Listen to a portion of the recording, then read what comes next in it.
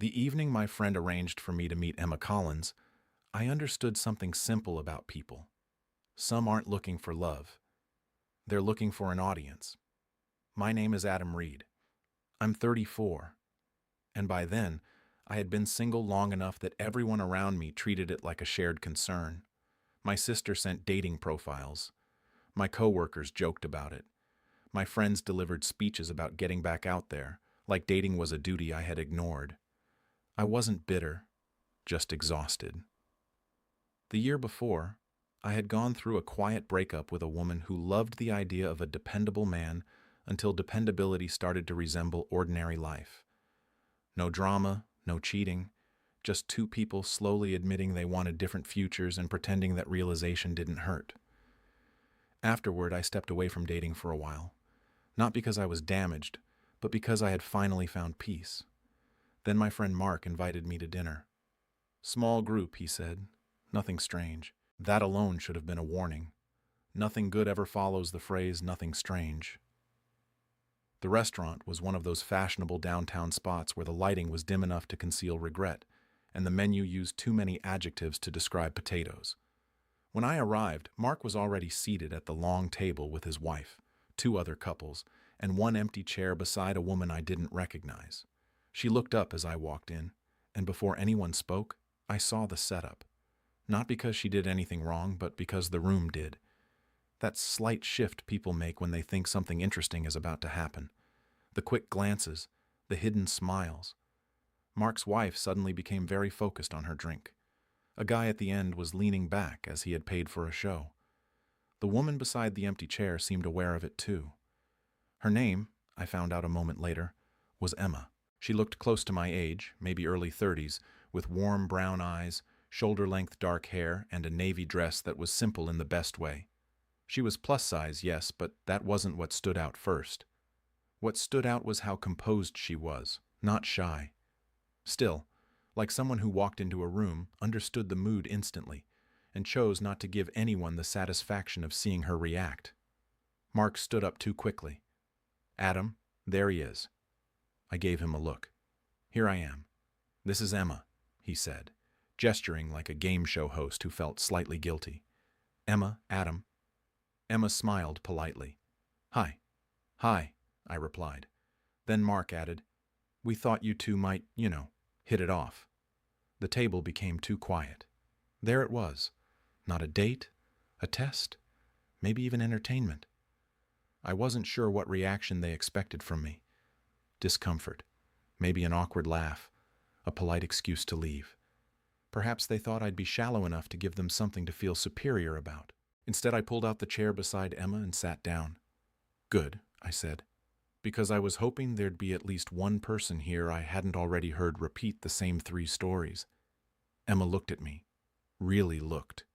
One corner of her mouth shifted like she was trying not to smile. Mark blinked. Wow. Starting aggressive. You invited me to a surprise dinner with an audience. I said aggressive seems fair. That earned a few laughs, but they were uneasy now. Good. Emma picked up her water glass and said, for the record, I was also told this was just a normal dinner. I turned toward her, so we were both misled. Strong start. This time her smile appeared fully, small, sharp, and striking.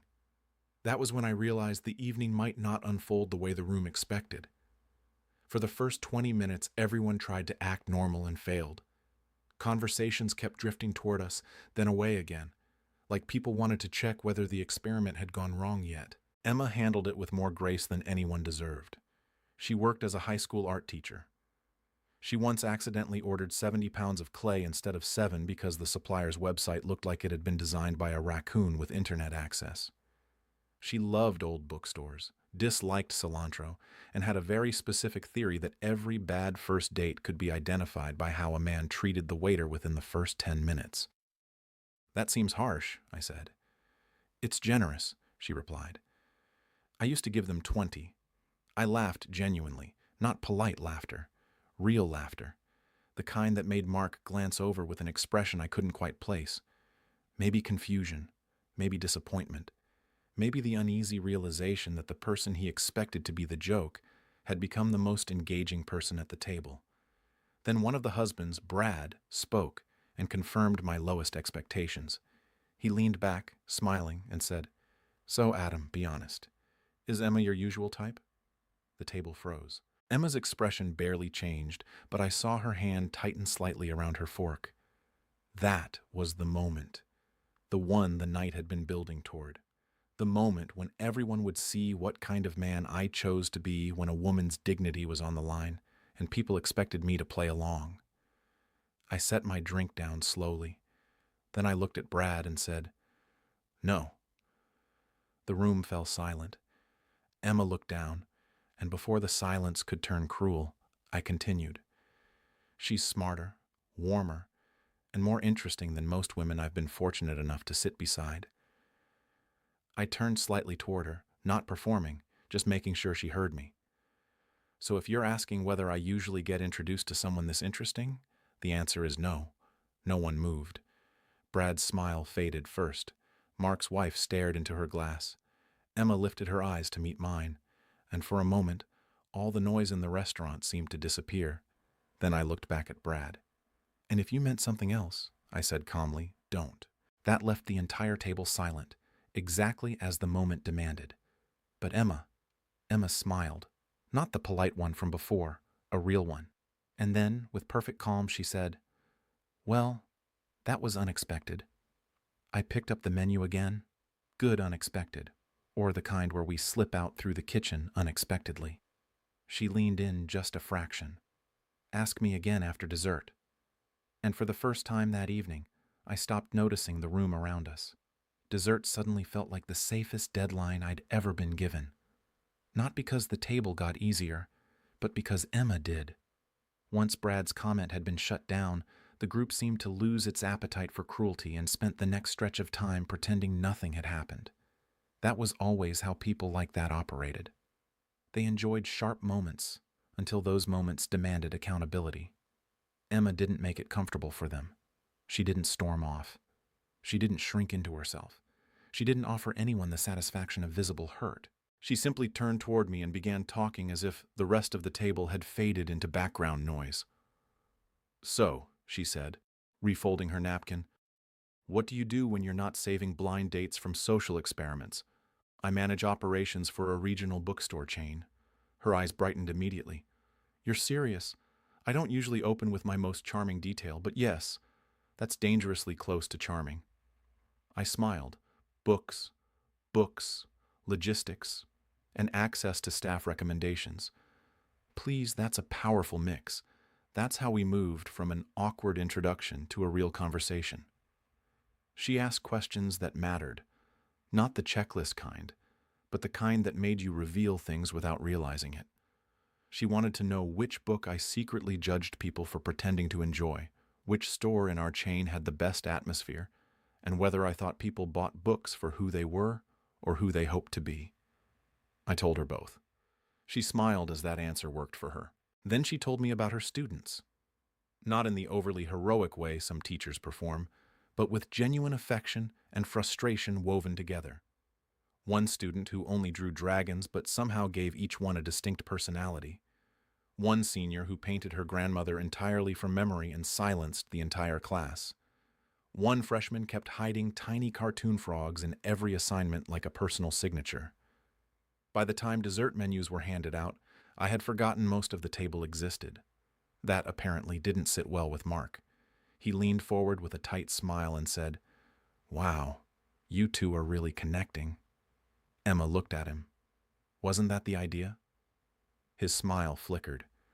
"No, of course. I just mean, you seem surprised," I said. Mark met my eyes. I held his gaze, not with anger. Anger gives people an easy place to hide. Just steady. He cleared his throat and looked away first. Good. Emma noticed, of course. She did. When the waiter arrived, she ordered chocolate cake and 2 forks without checking with me. I looked at her. Confident choice. You stood up for me.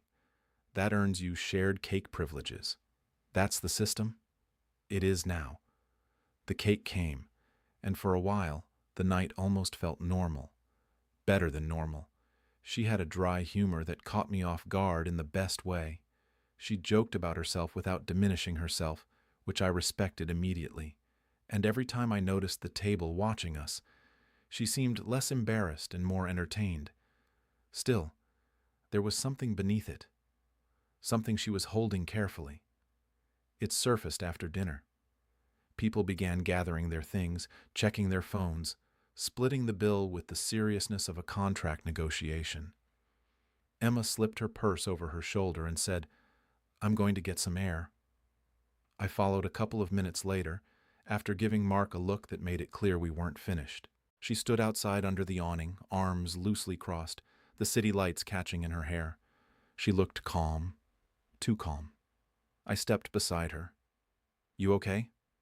She smiled faintly without turning. "That question has been very popular tonight." "That's not really an answer."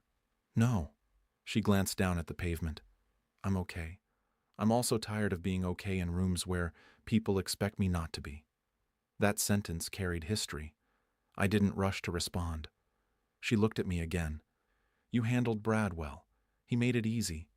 "No," she said softly. "He made it familiar." That hit harder. Emma took a breath, letting it out slowly. I knew what this was within 5 minutes of sitting down. Probably sooner. Mark's wife kept smiling too much, and Brad looked like he was waiting for something. I almost left. "Why didn't you?" She turned her head and met my eyes. "Because you walked in." My chest tightened, not in a romantic way, but because it was trust offered before I had done much to earn it. "I thought," she continued, "maybe if you looked disappointed, I'd excuse myself, go home, and delete a few numbers before midnight. And if you didn't, then maybe the night would be interesting." I smiled slightly. "Was it?" She held my gaze for a long moment. It became interesting. The door behind us opened, and Mark stepped out, hands in his pockets, wearing the uneasy expression of someone who knew he should apologize, but hoped the moment might resolve itself. "Hey," he said. "Adam, can I talk to you?" Emma glanced between us. "I can give you space." "No," I said. "You can stay." Mark's expression tightened further. "Good. He deserved an audience too." He rubbed the back of his neck. "Look, I didn't mean for things to get uncomfortable." Emma let out a quiet laugh. "That's an impressive sentence." Mark looked at her, then back at me. "I just thought you two might work well together." "That part might be true," I said. "The problem is you invited us like people and watched us like entertainment." That landed. Mark looked down. "Brad was out of line," he muttered. "Yes," I said, and everyone who sat there waiting to see how I'd respond was right there with him. He didn't have a reply. Emma did. She stepped slightly forward. "For what it's worth, I don't need anyone punished. I just need fewer people to confuse cruelty with honesty." Mark finally looked genuinely ashamed. "I'm sorry," he said. Emma gave a small nod, accepting it without erasing it. That made me look at her differently because it showed a kind of strength people miss when they're too focused on surface judgments. Mark went back inside, leaving us alone beneath the awning.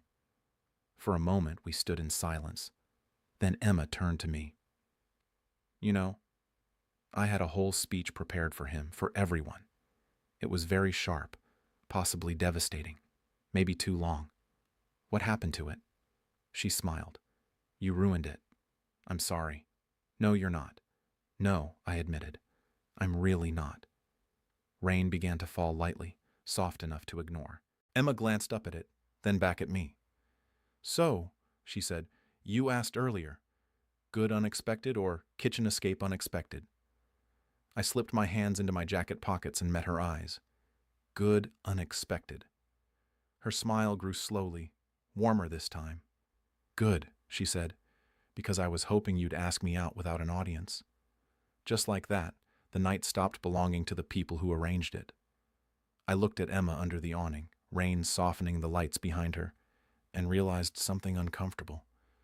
I didn't want the night to end either, not to prove anything to the people inside, not out of some dramatic need to protect her, but because she had taken an evening designed to make her feel small and somehow made everything else reveal itself instead.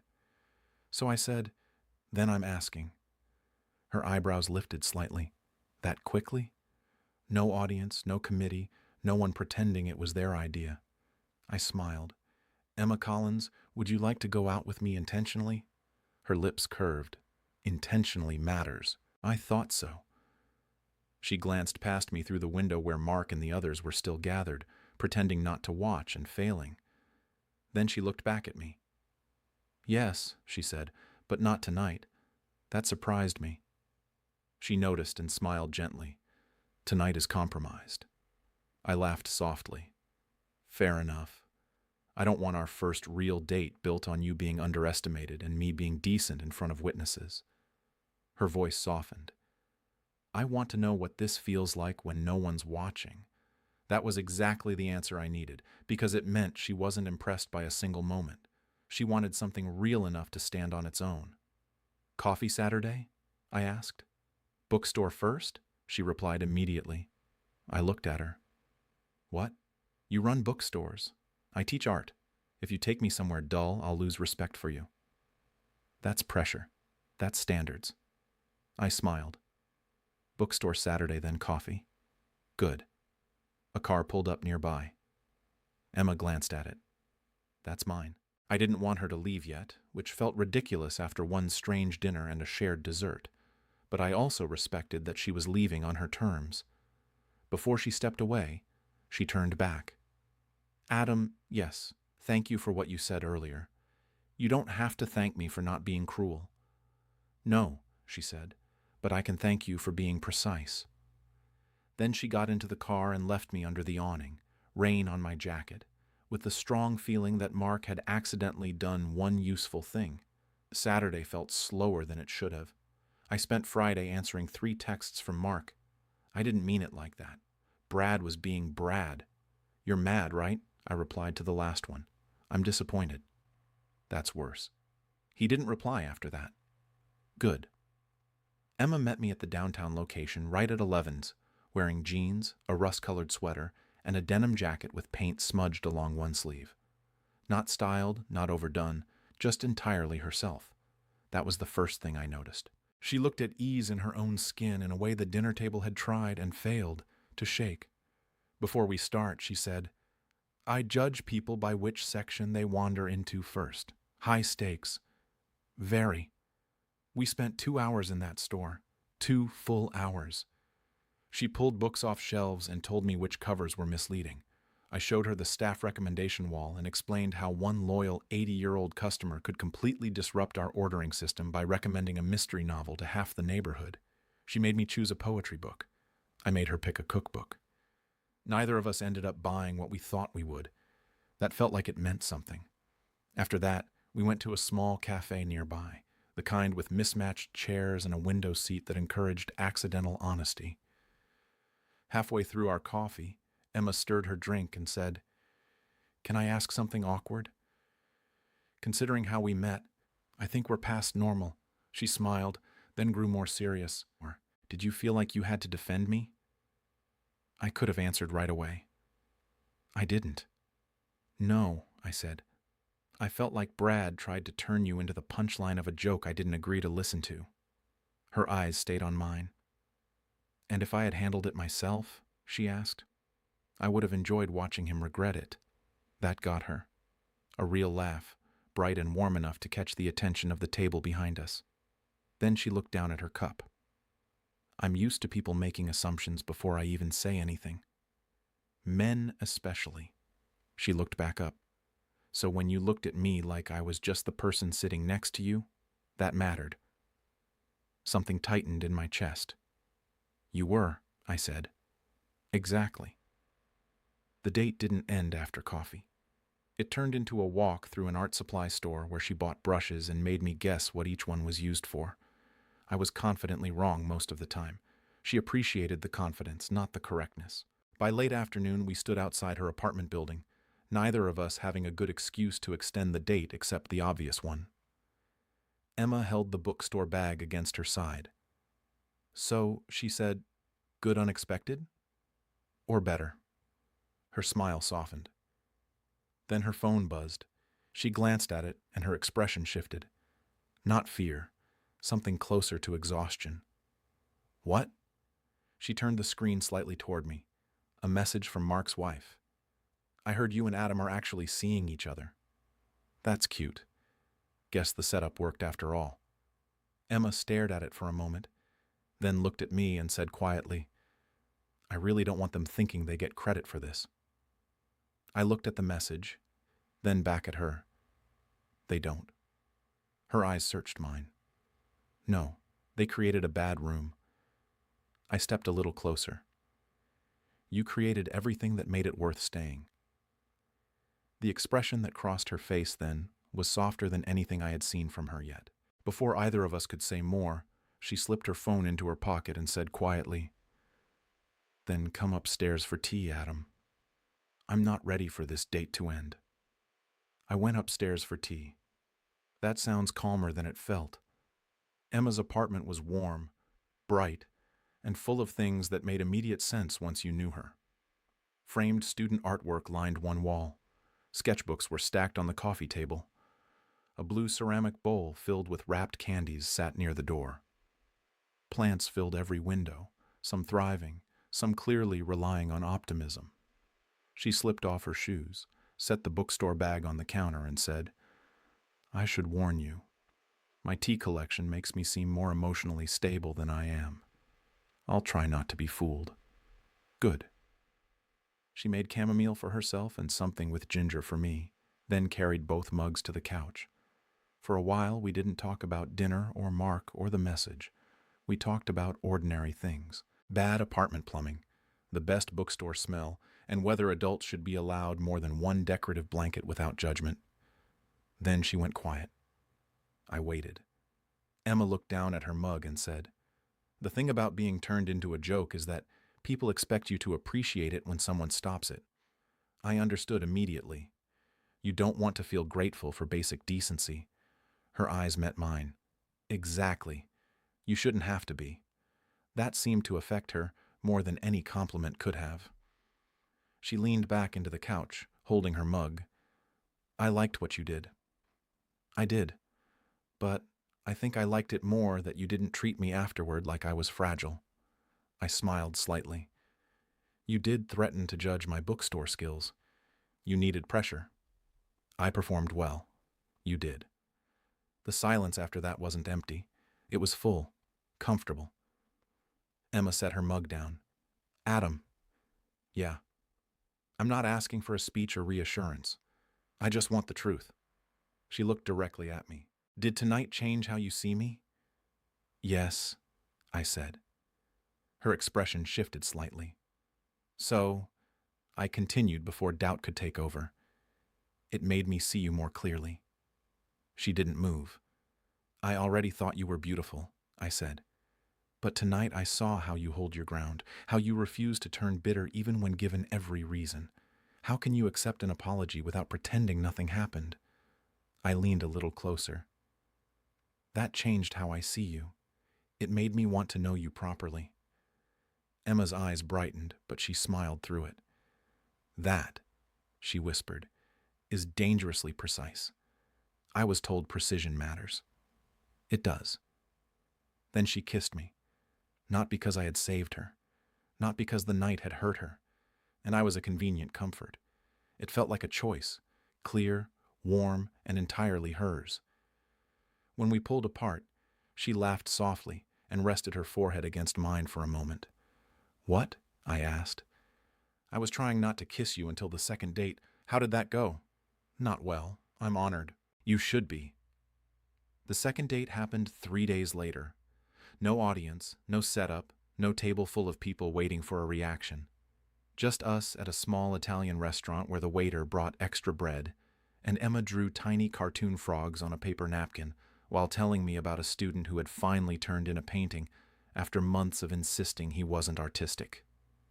After dinner, we walked for nearly an hour. She reached for my hand first. I liked that. Not because I needed reassurance, but because it was Emma making a choice without checking the room for approval. Mark gave a proper apology a week later, not through a message, but in person. He came to my office, looked uneasy, and said, I thought I was being funny. I wasn't. I'm sorry. I told him, you should tell her that. He did. Emma accepted it the same way she had outside the restaurant. Accepted, not erased. That became one of the first things I admired about her. She didn't pretend pain was smaller than it was just to make others comfortable, but she also didn't let it take over everything. 3 months later, she invited me to her school's spring art show. I watched her move through the gym while students pulled her from one display to another, each eager for her to see what they had created. She looked radiant there, not because of what she wore, but because she was exactly where she belonged. One of her students, a quiet girl with purple glasses, asked if I was Miss Collins's boyfriend. Emma looked at me. I looked at her. Then I said, I'm trying very hard to earn that title. Emma smiled widely. The student giggled. A year later, we moved in together. Not because it was dramatic, but because Sunday mornings started to feel wrong when we woke up in different places. She brought too many blankets. I brought too many books. We compromised by buying more shelves and pretending that fixed anything. 2 years after that, I proposed in the bookstore. Not in front of a crowd, no microphone, no grand performance, just Emma in the art section, holding a book she hadn't planned to buy. She turned around to find me holding a ring and offering the most honest sentence I had. I don't want to be the man who defended you once, I told her. I want to be the man who chooses you every ordinary day after that. She cried, then laughed, then said yes before accusing me of choosing the location on purpose. She wasn't wrong. I absolutely had. And later, when people asked how we met, Emma would smile and say, a group of people tried to set us up badly. Then I'd add, luckily, they underestimated both of us. What would you have done if a friend set you up on a blind date, like it was a joke, and the person sitting next to you turned out to be the most interesting one in the room? And have you ever been underestimated before someone even knew you? Tell me your story in the comments. And if you enjoyed this one, leave a like, subscribe, and I'll see you in the next video.